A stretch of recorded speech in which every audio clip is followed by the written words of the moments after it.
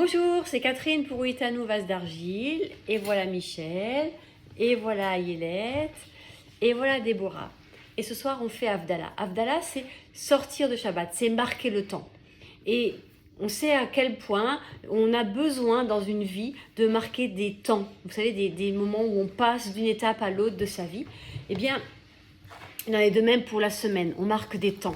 Donc ce soir, dans Huitanou, on a fait le choix, on a eu la conviction que Havdalah est un moment important de marquer le temps, de marquer ce entre-deux, voyez, entre Shabbat et la Sainte Seine, il y a Havdalah. Havdalah qui est comme un centre, et un centre où il manque quelque chose. Il manque le pain. Et ce pain qui manque, c'est Jésus Yeshua, qui est le pain de vie.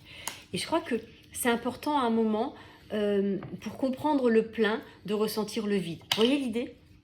Et de savoir que même quand on est chrétien, croyant, et qu'on croit en Jésus et qui remplit nos cœurs, nos vies, pourtant, eh bien, on a besoin d'une autre dimension matérielle. Vous voyez, ça ne suffit pas. Dire, oh, le Seigneur te remplit d'amour. Oui, d'accord, c'est vrai. Mais on a malgré tout besoin d'être entouré d'amour par les gens qui sont proches de nous. C'est vrai ou c'est pas vrai ? On a besoin de l'amour de nos enfants, on a besoin de l'amour d'un conjoint, on a besoin de l'amitié, on a besoin de vivre tout ça. Mais on a besoin aussi que ces relations soient purifiées dans le nom de Jésus. C'est-à-dire, on ne peut pas vivre n'importe quoi dans une relation mère-fille, mère-fils, etc., etc. On ne peut pas vivre n'importe quoi dans le cadre d'un couple. Ça peut aller très loin, hein. Il y a des gens qui font de l'échangisme et des choses comme ça. Ok. Où est l'amour ? Qu'est-ce que ça a encore comme sens ? Et dans l'amitié, c'est pareil. On ne peut pas vivre n'importe quoi. Je ne peux pas devenir le clone de mon ami. Vous voyez, c'est mon ami. Elle est elle, je suis moi.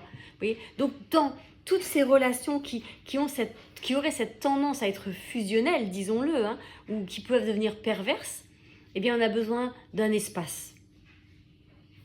D'un vide, du manque, du sentiment que, eh bien, ce ne sera jamais complet, sauf en Jésus.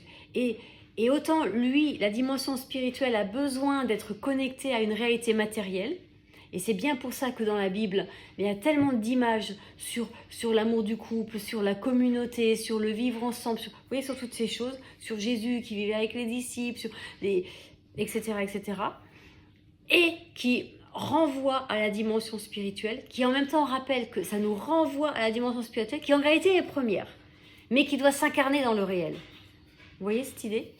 Et dans cet équilibre, eh bien, la seule chose qui reste, même s'il manque le pain, il reste le vin.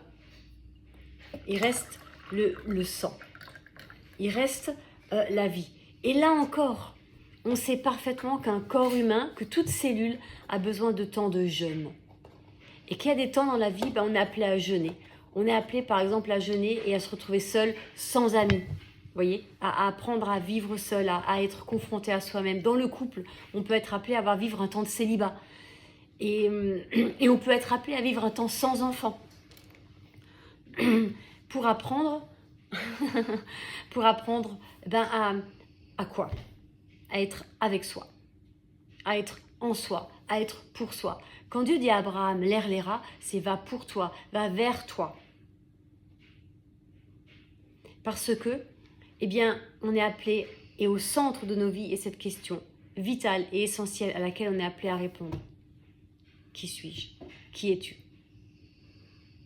Et la réponse, c'est pas je suis archéologue, je suis mathématicien, je suis caissière à Auchan, au Lidl ou n'importe où, je suis... La réponse, c'est je suis qui je suis.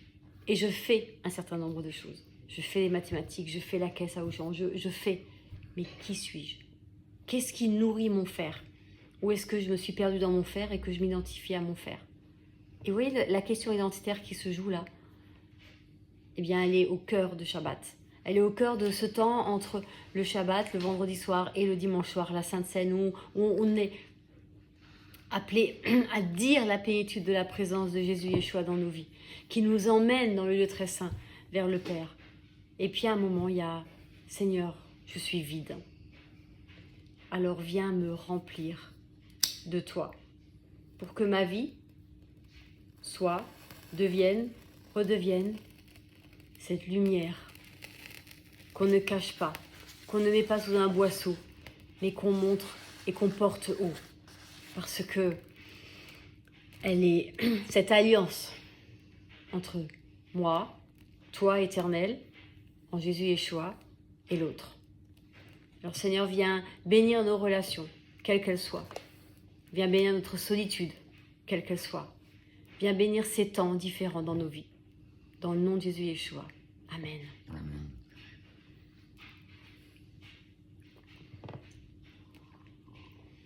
Et que dans ces temps qu'on traverse, quels qu'ils soient, on continue à sentir ton parfum, ton odeur. Vous voyez, c'est ça qui est difficile. Ces temps-là, on va les traverser. Mais comment est-ce qu'on les traverse? Est-ce qu'on porte le parfum du Seigneur? Est-ce qu'on le laisse nous parfumer de sa présence? Qu'on soit en couple, célibataire, avec ou sans enfant. Seigneur, que je puisse porter bien haut ton odeur et que ta lumière soit en moi. Ah oui, je bave, ma bougie bave. Que ta lumière soit en moi. Merci Déborah. Voilà, que je porte cette lumière bien haut jusqu'à ce qu'elle vienne au plus profond de moi.